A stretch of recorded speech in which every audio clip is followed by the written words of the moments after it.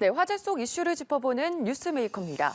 스프레이 낙서 테러를 당한 경복궁 담장이 1단계 복구를 마치고 오늘 드디어 공개됐습니다.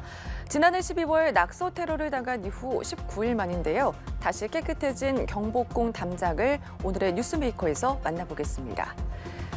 네, 낙서 제거를 마친 경복궁 영추문의 모습을 보고 계십니다.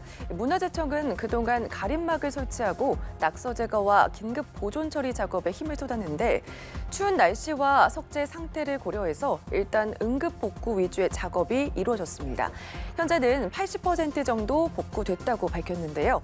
투입된 인원만 234명, 하루 평균 29.3명이 추위 속에서도 낙서 제거를 위해 최선을 다했습니다. 낙서로 훼손된 담장을 복구하는 비용도 만만치 않았는데요. 레이저 세척기 등을 빌리고 또 작업에 필요한 방진복, 장갑, 작업화 등 소모품에 쓴 비용만 총 2,153만 원입니다. 전문가들의 인건비와 기타 비용 등을 계산하지 않고도 이 정도인데 이 비용까지 포함한 전체 비용은 더욱 늘어날 것으로 보입니다. 문화재청은 전체 비용을 감정평가 전문기관에 의뢰해서 산출한 뒤 손해배상을 청구할 계획인데요. 손해배상은 처음 낙서를 남긴 10대 남녀와 비슷한 범행을 저지른 20대 등 3명 모두에게 청구할 것으로 예상됩니다. 동시에 경찰은 경복궁 담장 낙서를 사주한 배우 인물 이 팀장의 뒤를 쫓고 있습니다. SNS 대화 기록과 계좌를 분석하는 등 낙서 테러를 지시한 교사범을 계속 추적하고 있는데요.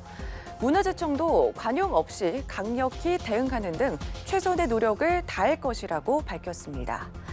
문화재청은 향후 비슷한 범죄가 발생하지 않도록 문화유산의 안전 관리를 강화하는 대책도 발표했는데요. 경복궁은 물론 창덕궁과 창경궁, 덕수궁, 종묘, 사직단 외곽까지 CCTV 110대를 설치할 예정입니다.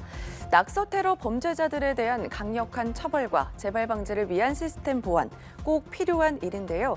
하지만 무엇보다 중요한 건 소중한 우리 문화유산을 보존하고 가꿔야 할 책임이 우리 모두에게 있다는 사실을 다시 한번 새기는 일일 겁니다.